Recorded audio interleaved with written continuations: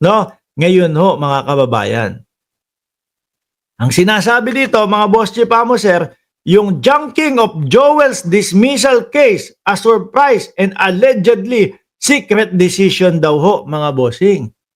Hindi tayo ho, mga kailan yon? 2019 yata nangyari yon?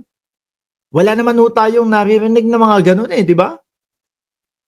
Ang alam lang natin is yung doon sa naging desisyon ni Conchita Carpio, tapos ho, mga kababayan, is yung mga senador, tinulungan siya na wag ma-dismiss. Hanggang doon lang yung mga narinig natin balita tingin ko, sila Ombudsman Remulla naman ho, mga kababayan, bago maglabas ng mga ganitong speech, bago maglabas sila ng mga ganitong sinasabi nilang secret decision or surprise decision, hinagilap na ho nila yan No? Ngayon, sabi dito, Ombudsman Jesus Crispin Boying Remulla is describing the junking of the 2016 dismissal case against Senate Deputy Minority Leader Joel Villanueva as a surprise and allegedly secret decision that came out. Na nangyari daw ho, mga kababayan. Nasa ba yun? Iusog ko dito. Remulla made this remark just hour after Villanueva shared the media some documents showing his case was already dismissed by the office of the Ombudsman under the Ombudsman Samuel Martires. Bakit hindi inilabas yan dati pa? Baka naman, ngayon lang ginawa yan. Tapos date na lang, 2019. Pero nasa opisina ko si Boying Remulla ng Ombudsman tingin ko makikita nila yung mga file na yan. Eto, pakinggan natin yung mismong interview kay Boying. Atras natin. Lumabas lang siya nung sinabi ko may gagawin ng Ombudsman ng siya. So, it's a surprise. Secret decision. Okay. Sabi ni Ronen, Fernan, napaka-impokrito talaga ni Boy Dila. Sagad hanggang buto. Nako, baka mamaya sabihin na naman po ni Boy Dila, magkakaso ako, kakasuhan ko yung mga naninira sa amin. Naalala nyo si Brother Eddie Villanueva ho. Kung maalala nyo, kainitan din. Actually, mainit pa hanggang ngayon si Joel Villanueva. Maalala nyo ho, doon mismo sa misa, animo parang pinagbabantaan niya sila Bryce Hernandez. Nagkamali kayo mga bata. Habulin kayo ng mga lawyer ko. Habulin kayo ng mga lawyer namin. Tingin ko naman ho, bago pa magsalita, mag-open, kumbaga ipakalat nila Bryce Hernandez, yung mga yan is, tingin ko, ready na yan. No? Doon sa mga kakahinat na nilang mga isasampang kaso sa kanila. Di ba? So it was a secret, sir? Well, nobody was raising that issue before. Joel Villanueva kept quiet for all the years. Ombudsman Martires never spoke about it. Ito, nagkakuntsabahan, nagkabayaran doon sa dismissal o secret dismissal, no? Si Martires at si Joel Villanueva. Kasi ang dami kong nakikita na mga kababayan natin nagsusumigaw na bulatlatin, alamin, tignan, no? Hanapin yung salin daw po ni Martires, mga bossing. Sabi ni Boy Labo, may tiwala ako sa admin ngayon dahil ginagawa nila ang lahat para mabigyan ng katarungan ang hinaing ng taong bayan. Ganun naman din po kami, mga bossing. No? Ano sa tingin ninyo? Nagkabayaran kaya? No? Tuloy. Parang secret decision siya. Alam niyo ba yun? Ito na ba?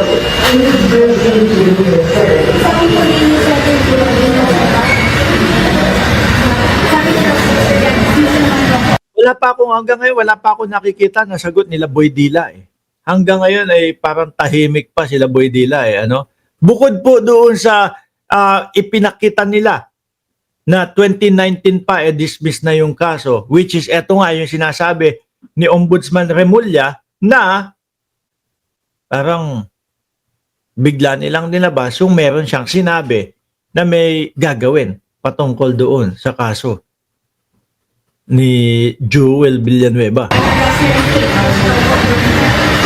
Well, last harassment, it's not harassment. It's something that everybody thinks to be still valid. That can turn out to be not valid anymore due to a secret decision.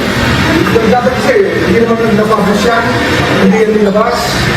Nobody knew about it. Kahit sa Senate mismo, hindi nila. Ayan, tingnan nyo mga kababayan, tatanungin ni Boying Remulla yung mga nakapalibot sa kanya. Kayo ba, may naging scoop ba kayo na ganito? Kayo ba, may mga naibalita ba kayo? Ultimo kayo, hindi nyo alam eh. Di ba? Dito sa akin, hindi about it. So don't you call that a secret decision? But sir, what about the people here among business office? Siyempre, alam din nila ang nila yan. Exactly. Nobody was raising it. Pero hindi pa din kumbaga, hindi pa din nagpatinag ang mga DDS. Talagang todo pa din pangungutya ang mga DDS dito kay Boying Remulla, mga kababayan. And the issue about this, Pero kung makikita nyo po yung mga komento ng mga DDS, puro lang naman po pangahamak eh. Puro lang, naku, sobrang demonyo mo. No, ganito, ganyan. Puro kakademonyoan. Tapos lalagyan nila ng mga sungay-sungay, mga pangil-pangil, si Boying Remulla. Pero doon mismo mga kababayan, sa kanyang tinatalakay, about doon sa secret dismissal nung kay Joel Villanueva, wala pong maisagot yung mga DDS.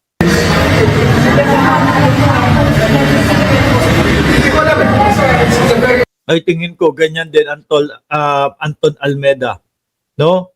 Pagdating nga doon sa kanilang misa, diyan sasagot. Kasi madaming nanonood doon. No? Madaming pumupunta doon. serious decision. Kasi it's a public interest decision. Here for public office was elected senator, so it's a very newsworthy thing. And it's something that is in the public interest. Yan ang napapalang investigation. Hindi pa nilagay sa Never studying the decision. Studying it. Nung inilabas yung desisyon kay Joel Villanueva, nakapublic ko, mga kababayan. Kaya nga nakikita natin nakapublic lahat, 'di ba? Ibinalita sa lahat. Ngayon, etong secret hindi nila ibinalita Ni hindi na ipakita doon sa mga news nung 2019 At ito mga kababayan, lahat po ay nangyari sa panahon ng panunungkulan ni dating Pangulong Rodrigo Duterte. Sabi ni Sir Archie Beroya, ginawang political ang anniversary ng church nila. Ay, anniversary pa ba yun? Grabe naman, anniversary pa pala yung nag-sermon siya, pero ang sermon paglilinis ng kanyang sarili. Hindi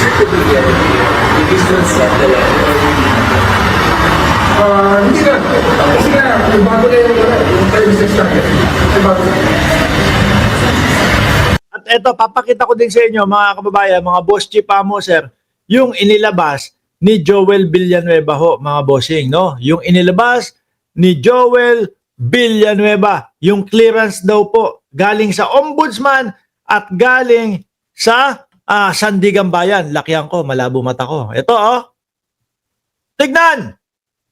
Binahagi ni Senador Joel Villanueva ang clearance mula sa Office of the Ombudsman na nagsasabing wala na siyang pending na kasong administratibo o kriminal, at mula sa Sandigan ang nagsasabing hindi akusado ang senador sa anumang kaso ng naturang korte. Ayan daw po yung clearance, mga bossing. Ayan. Sandigan Bayan at Ombudsman, mga bossing.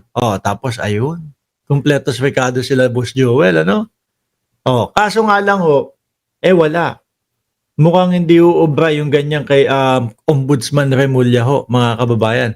Mukhang aalamin talaga. Ayan certificate clearance. This is to certify that our record shows that September 9, 2025, Joel Jose Villanueva. Kailan to ni-request? Ni-request noong September 10. Tama ba? Ni-request noong September 10. Ayan, ayan. Sorry. Ni-request noong September 9. No? Lumabas September 10. Kailan lang po ba naging ombudsman si Remulla? Hindi kaya ang ginawa nito ng ombudsman no si Martires bago ko umalis, bago ko umano. O sige, eto muna. Siguro nakita na nila na mangyayari ito kasi pagka nagkapalitan at least clear si Joel Villanueva. No, September 9 ni-request, September 10 yung pinaka-release at ang sabi is 2019 daw itong taon na to. Issued to on September 10, oh. Siguro bago umalis si Martires. Sinigurado muna. Oh, issuean mo kami. Tapos sabihin mo, wala nang kaso si Joel Villanueva. Baka ganun ho. Kailan ba naging ombudsman si Boying Remulla? Ito lang Oktubre, di ba? Oh, Boying Remulla. Nakalimutan ko lang kasi, first day as ombudsman. Kailan? 2 weeks ago lang, oh. 2 weeks ago. Oh, October 10. 'Di ba? Nitong October 10. Oh. Tapos ito, in-issue ito kay Joel Villanueva September 10. Siguro ramdam na nila, nako mangyayari yung mga ganito, ganyan. At least bago umalis yung ombudsman, na-issuean ka namin na ikaw ay wala ng pending na kaso o walang mga administratibong kaso. O, di ba? Oh. Sakto O, bago umalis. O, di ba? Eto din, kailan to? Sandigan Bayan naman, Emmanuel Jose Villanueva, personal use, no, September 10 naman din. Oh. Sabi ni Sir Archie Beroya, ex-ombudsman na dismiss na pala ng sekreto noon pang case ni Villanueva, mga animal at trader. Anyway ho, mga kababayan, nasan pa? Meron pa eh. Meron dito, litrato, picture na pinopokus yung 2019. Pero, kaduda-duda. Ano po ba? No.